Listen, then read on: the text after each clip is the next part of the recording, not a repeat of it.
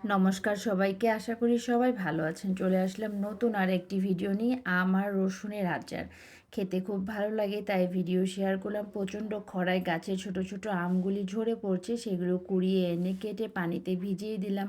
কিছুটা রসুন ও চোকলা ছুলে ফেললাম। সবগুলি যখন ছোলা হয়ে গেল তখন পানিতে ভিজিয়ে ভালো করে ধুয়ে রোদে শুকিয়ে নেব, কারণ আচারে পানি থাকলে আচার নষ্ট হয়ে যায়। কিছুটা কাঁচামরিচও নিয়ে নিলাম। আম আর রসুনগুলি দেখতে একই রকম লাগছে। রোদে শুকিয়ে যাওয়ার পরে আমি মশলাগুলি সব রেডি করে নিলাম। আমি এখানে কোনো বাটা মশলা ব্যবহার করব না। শুকনা মশলা, হলুদ, সরিষা, পাঁচফোড়ন, শুকনা মরিচ হালকা গরম করে নিব, খুব বেশি লাল করব না। হালকা গরম হয়ে গেলে আমি ব্লেন্ডারে নিয়ে ভালো করে গুঁড়ো করে ফেলবো। একটু বেশি করে সরিষার তেল আমি দিব, কারণ আচার তাইলে নষ্ট হয় না। সরিষার তেলে পাঁচফোড়ন, শুকনা মরিচ, তেজপাতা সম্বার দিয়ে আমার রসুনগুলি দিয়ে দিলাম।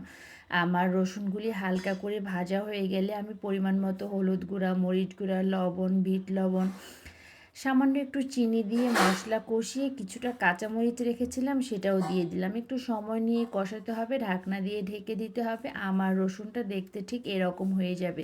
সে পর্যায়ে যে মশলাটা ভেজে গুঁড়ো করে রেখেছিলাম সেটা একটু দিয়ে দিলাম। দেওয়ার পরে আরেকটু কষিয়ে নিলাম। আর ঠান্ডা হওয়ার পরে আচারের লোকটা এরকম এসেছে। গরম ভাত দিয়ে খেতে খুব ভালো লাগে, আর কিছুই দরকার পড়ে না। আমি এখন বয়মে, কাচের বয়মে ভরে রেখে দেবো। আচারটার টেস্ট আরও বেশি হবে যদি আমি 2-3 দিন রোদে দিয়ে রাখি। গরম ভাত দিয়ে খেতে খুব ভালো লাগে। আমার ভিডিওটি ভালো লাগলে লাইক, কমেন্ট, শেয়ার করে পাশে থাকবেন।